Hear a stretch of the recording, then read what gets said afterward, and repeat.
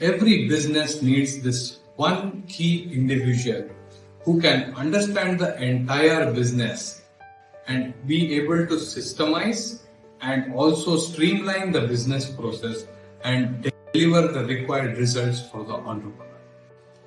As the organization grows, this one person is now required in every department of the organization. And these individuals put together a lot of information and data, which is often called as MIS or Business Analytics. We are going to teach you about the right practices and methods about defining the business process, streamlining them, and making very good standard operating procedures.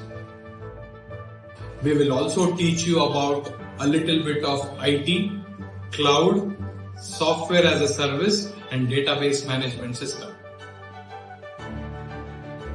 You can also learn about project management, communication skills, and soft skills.